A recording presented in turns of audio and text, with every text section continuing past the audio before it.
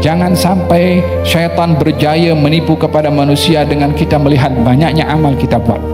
Dan jangan sampai kita tertipu dengan syaitan dengan amal baik, jangan sampai kita tertipu dengan syaitan dengan amal maksiat. Syaitan akan menipu kita dengan amal baik supaya sombong dengan amal baik, merendahkan orang lain yang tak beramal. Sama juga ini orang kena tipu dengan syaitan bila dia membandingkan amal baiknya dengan orang lain. Saya sholat jamaah, saya pergi umrah berkali-kali, saya haji sekian kali, saya bersedekah, saya pergi masjid, saya. Tengok tu fulan tu, duduk 24 jam dekat kedai mamak. Tengok si fulan tu, tak pergi sembahyang berjamaah. Tengok si fulan tu. Bila dia bandingkan amalnya dengan orang lain dan melihat dirinya lebih baik dan terjamin kedudukannya di akhirat, ia termasuk korban daripada syaitan dalam menghiasan amal perbuatannya. Pada masa yang sama, bila melakukan maksiat, jangan tertipu dengan syaitan. Buat maksiat, engkau tak akan diterima taubat engkau, maka dia terus akan melakukan maksiat karena tidak punya harapan untuk diampunkan oleh Allah Subhanahu wa taala. Kedua-duanya adalah tipu muslihat daripada syaitan melalui amal perbuatan. Perbanyaklah beramal dan serahkan segala amal kepada Allah. Jangan cerita kepada orang, jangan tunjuk kepada orang, minta amal kita dikabulkan. Bila kita takjub, sombong dengan amal, ingatkan diri sendiri, amal kamu belum tentu diterima. Kamu hanya boleh beramal, kabul adalah hanya Allah yang tahu. Bila kita beramal, tengok bandingkan dengan amal orang lain yang lebih baik. Bila melihat orang lain yang kurang beramal, mungkin satu hari dia lebih baik amalnya daripada kita. Yang menentukan saya dengan dia yang kurang amalnya adalah penghujungnya. Saya belum tahu apa penghujung saya, kita pun tak tahu penghujung orang itu. Lilladzina la yu'minuna bil akhirati mathalus saw.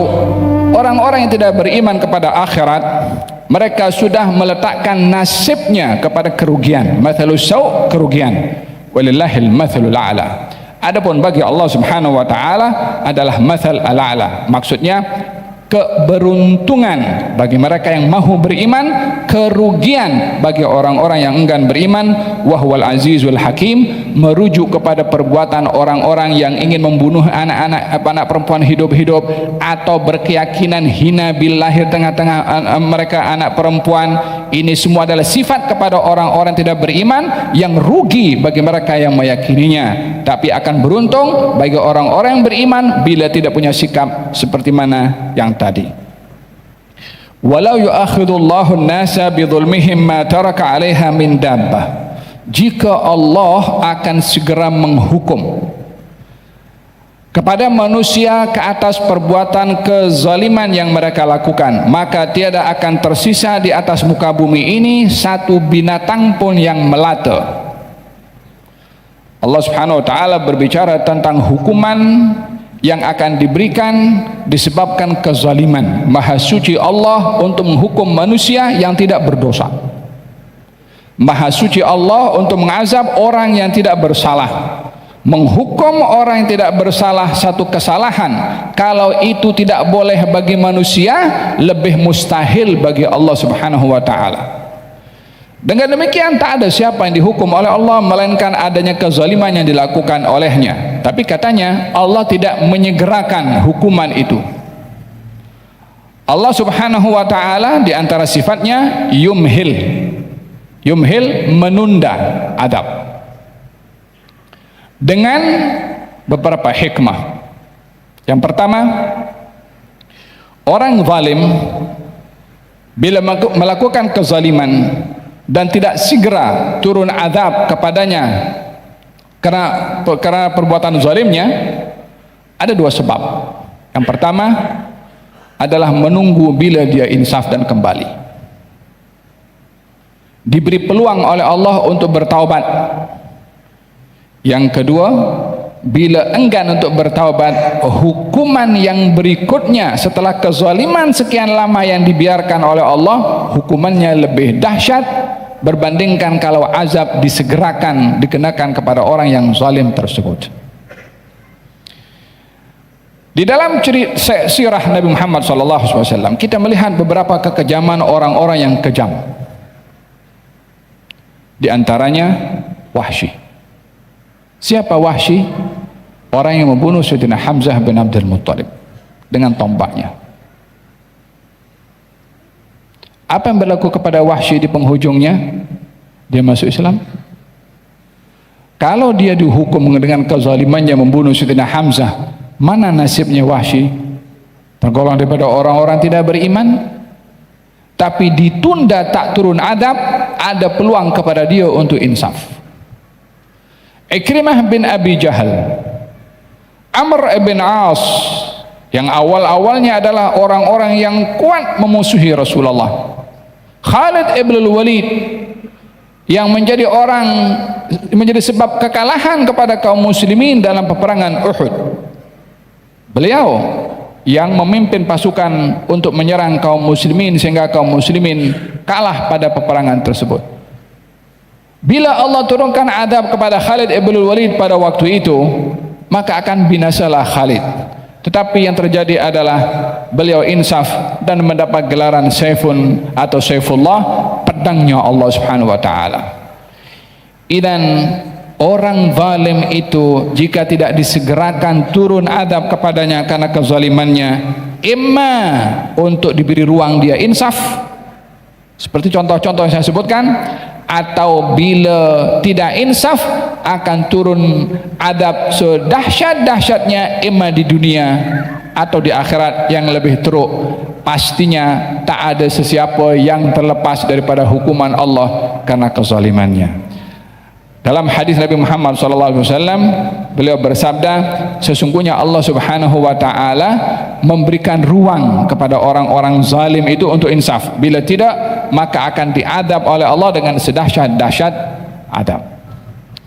Dalam ayat ini Allah Subhanahu wa taala berfirman, kalau Allah akan menyegerakan adabnya kepada manusia, maka tak akan ditinggalkan di atas muka bumi ini sedikit pun, hatta termasuk binatang yang melata. Yang zalim manusia, kenapa yang menanggung adab itu binatang? Yang berbuat jahat manusia, kenapa yang kena hukum juga termasuk kepada binatang yang melata, yang tidak berdosa dan tidak mukallaf? Disebabkan oleh kerana semua binatang pun dicipta oleh Allah untuk manusia, dan binatang yang dicipta oleh Allah untuk manusia terkena azab bukan karena binatang itu diazab oleh Allah, karena binatang bukan mukallaf. Binatang tidak akan merasa sakit dengan turunnya adab dari Allah Subhanahu wa taala karena bukan dia mukallaf untuk diadab oleh Allah Subhanahu wa taala. Tapi binasanya binatang, sebab binatang dicipta untuk manusia. Manusia yang zalim dibinasakan oleh Allah, termasuk kepada apapun yang dicipta oleh Allah bila disalahguna oleh manusia.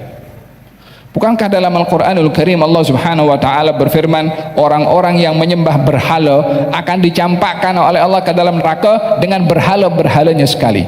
Berhala itu diadab pasal apa? Bukan dia bercakap, bukan dia ada nyawa, bukan dia ada perasaan. Ya, dimasukkannya itu berhala ke dalam api, bukan itu batu berhala akan merasa kesakitan, tetapi untuk menghina kepada orang-orang yang sembah berhala. Ini orang makhluk yang kau sembah, engkau dengan dia sekali, masuk ke dalam situ sebagai penghinaan dari Allah kepada mereka yang menyembah kepada berhala tersebut. Naam. Walakin yuakhiruhum ila ajalin musamma fa idza jaa ajaluhum la yastakhiruna sa'atan wa la yastaqdimun. Bila Allah ingin menghukum manusia dengan kezalimannya, maka tidak akan tersisa di atas muka bumi ini hatta satu binatang pun yang melata, tapi ditunda oleh Allah kepada waktu yang ditentukan dengan sebab yang disebutkan tadi dua. Kalau ajal sudah tiba, maka tidak ada sesiapa yang dapat menunda atau mengawalkan. Tidak ada orang mengatakan saya nak mati hari ini, tak mau esok, masih. Tak ada juga mengatakan saya nak mati 10 tahun depan, masih juga. Datang hari ini, hari ini. Wa idza jaa ajaluhum la yastakhiruna sa'atan wa la yastaqdimun wa yaj'aluna lillahi ma yakrahun. Mereka orang-orang kafir ini menjadikan untuk Allah apa yang mereka tak suka. Wa tasifu alsinatuhumul kadiba anna lahumul husna. Mereka juga berdusta dengan lidah-lidah mereka bahwasanya mereka adalah golongan orang yang bernasib baik.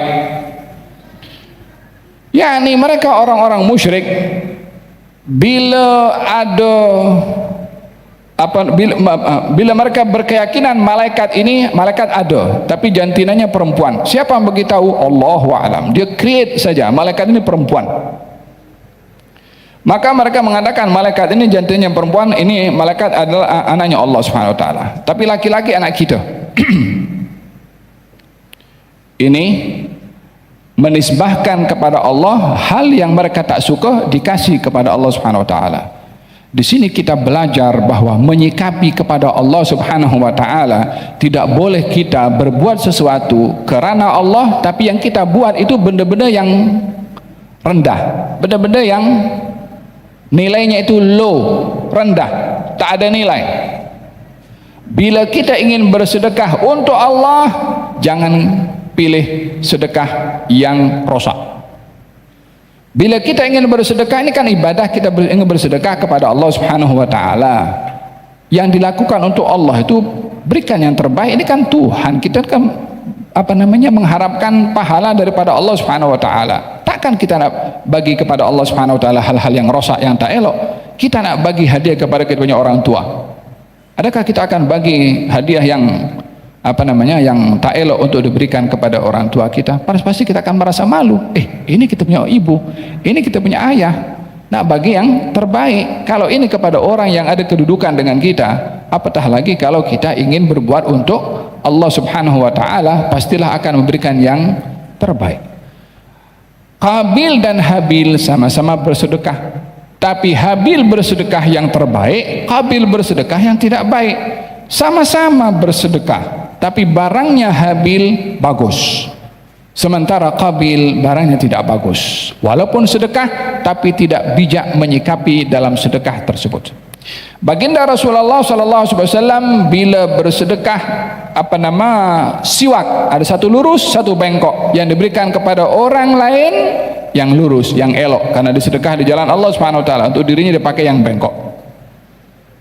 Wala tayammumul khabitha minhu tunfiquna walastum biakhirihi illa an tughmidu fihi. Kamu jangan sekali-kali menghadirkan maksud dalam sedekah yang tak elok. Dahulu sebahagian kaum muslimin membawa korma diletakkan di masjid, karena di masjid ada orang-orang miskin daripada ashabus suffah, maka diberikan korma yang tak elok. Yang elok dimakan oleh mereka, yang tak elok letakkan di masjid. Maka ditegur oleh Allah, wala tayammumul khabith, kamu jangan memberikan sedekah yang tak elok, yang kalau diberikan kepada kamu, kamu tak terima, kenapa diberikan kepada orang? Dan dalam hal ini kaum musyrikin bila berbuat sesuatu untuk dirinya yang elok, bila untuk Allah diberikan yang tidak elok.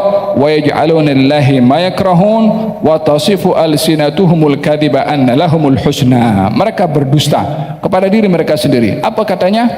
Kita ini pasti nanti di akhirat kita masuk surga, kita pasti akan diberikan oleh Allah dengan balasan yang baik. Subhanallah, kita akan jumpa dengan beberapa perangai manusia, bejatnya, jahatnya, zalimnya, kekejamannya, walau itu yang ada kepadanya, dia masih boleh berkeyakinan Allah pasti maafkan saya dan masukkan saya ke dalam syurga. Tidak melihat kepada kekejamannya, lebih berkeyakinan keselamatannya, supaya dia boleh berterusan melakukan kekejaman karena berkeyakinan dia akan selamat. Orang pasti akan terpanggil melakukan maksiat dan dosa kalau dia berkeyakinan sentiasa mendapat peluang untuk mendapatkan ampun dan maaf. Bila seseorang menjadikan alasan ampun dan maaf yang pasti akan didapat bila-bila masuk, dia akan terpanggil untuk melakukan dosa karena menunggu pengampunan dan maaf dari Allah Subhanahu wa taala, tertipu dengan dirinya sendiri. Sama juga dengan itu dalam Ashabul Kahfi. Ashabul Kahfi yang dua adik beradik itu kan, masuk ke dalam kebunnya, nampak dia indah kebunnya, banyak buah-buahannya, dan dia pun sudah memikirkan bila menuai dan menjual barangan ini berapa duit yang dia dapat. Dia pikir banyak aku dapat daripada jualan ini. Katanya kiamat tak akan terjadi, harta aku tak akan habis. Pertama dia bagi tahu harta aku tak akan habis. Yang kedua dia bagi tahu kiamat tak akan terjadi. Tak mau mati dia, dan tak mau hari kiamat terjadi. Dia pikir macam mana nak gunakan duitnya. Lepas itu dia memikirkan, kalau kiamat terjadi macam mana? Kalau kiamat terjadi saya pasti masuk surga juga. Apa sebabnya? Kalau saya tak masuk surga di akhirat nanti, lalu untuk apa Allah sayang kepada saya? Bagi saya duit, bagi saya harta, bagi semua ini.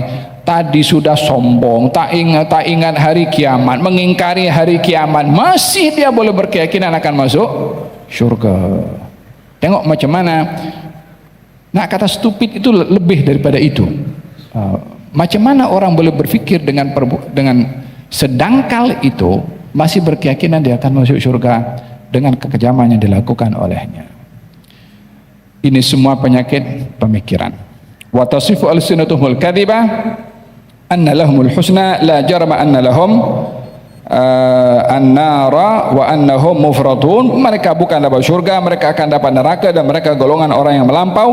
Demi Allah, kami telah mengutuskan kepada umat-umat sebelum engkau, wahai Rasulullah Muhammad, fazayyana lahum syaitanu a'malahum, dan syaitan menipu perbuatan mereka, maka syaitan akan menjadi penolong kepada mereka untuk masuk ke dalam adab yang dahsyat dan pedih. Demikian firman Allah Subhanahu wa taala menceritakan tentang golongan manusia yang tertipu dengan syaitan. Dan salah satu penipuan syaitan, tazyinul a'mal. Apa itu tazyinul a'mal? Orang yang ditipu dengan amalnya. Sebagai penutup, dalam Quranul Karim Allah Subhanahu wa taala menceritakan adik-beradik Nabi Yusuf. Apakah yang memberikan motif kepada adik-beradik Nabi Yusuf untuk melakukan jenayah kepada Nabi Yusuf? Awalnya nak bunuh, akhirnya mereka sepakat untuk campakkan di sebuah perigi. Apa motifnya? Apa yang memberanikan mereka untuk berbuat demikian? Adakah mereka tak tahu perbuatan itu salah? Mereka tahu salah. Apakah memberanikan mereka berbuat hal demikian? Katanya, kita buat saja ini perbuatan salah ini, lepas kita buat, kita taubat. Jadi yang memberanikan mereka berbuat demikian itu adalah harapan untuk mendapatkan pengampunan dengan bertaubat sebelum dosa dilakukan. Orang bertaubat kan setelah berdosa. Kalau orang memikirkan taubat sebelum berdosa, itu bukan mau bertaubat, itu merancang kejahatan untuk kejahatan yang kedua. Tapi mereka buat. Apa sebabnya? Mereka diganggu, dihiasi oleh syaitan adanya peluang untuk bertobat sebelum dosa dilakukan. Begitu juga bila orang ingin melakukan dosa. Apa memberikan motif orang melakukan dosa? Bila ia berpikir boleh selamat, boleh diampunkan oleh Allah Subhanahu wa taala. Tak apa, rasuah sikit, nanti kita pergi umrah. Tak apa, curi duit sikit, nanti kita mohon ampun, nanti kita sedekah. Ambil duit sebagian kita sedekahkan. Sedekah itu akan menghapus kita punya silap. Hal seperti ini yang memberikan motivasi kepada dia untuk dia melakukan perbuatan yang salah. Ini namanya tazyinu al-amal. Yang kedua, dalam Quranul Karim, apa yang menyebabkan Nabi Adam alaihissalam makan buah-buahan yang dilarang oleh Allah Subhanahu wa taala? Apa menyebabkan Nabi Adam tahu, jangan kamu dekati pokok ini, kan sudah diberitahu. Syaitan datang bagi tahu, hai Adam, kamu tahu tak kenapa kamu dilarang makan buah-buahan ini? Katanya kalau kamu makan, kamu jadi malaikat, atau kamu menjadi orang yang kekal di surga. Dihiasi dulu, dibagi tahu larangan ini adalah kalau kamu buat, kamu kekal di surga, atau kamu jadi dua malaikat, kamu dengan istri kamu. Siapa tak mau jadi malaikat? Siapa tak mau berada di surga? Kan indah, kan baik, walaupun itu palsu. Makanya Nabi Adam pada akhirnya tergelincir. Siapa yang menipu? Syaitan. Dengan cara apa dia menipu? Tazyinul a'mal. Dihiasi amal itu supaya dia terpanggil untuk melakukan. Oleh sebab yang demikian, jangan sampai syaitan berjaya menipu kepada manusia dengan kita melihat banyaknya amal kita buat. Dan jangan sampai kita tertipu dengan syaitan dengan amal baik, jangan sampai kita tertipu dengan syaitan dengan amal maksiat. Syaitan akan menipu kita dengan amal baik supaya sombong dengan amal baik, merendahkan orang lain yang tak beramal. Sama juga ini orang kena tipu dengan syaitan bila dia membandingkan amal baiknya dengan orang lain. saya sholat jamaah, saya pergi umrah berkali-kali, saya haji sekian kali, saya bersedekah, saya pergi masjid, saya.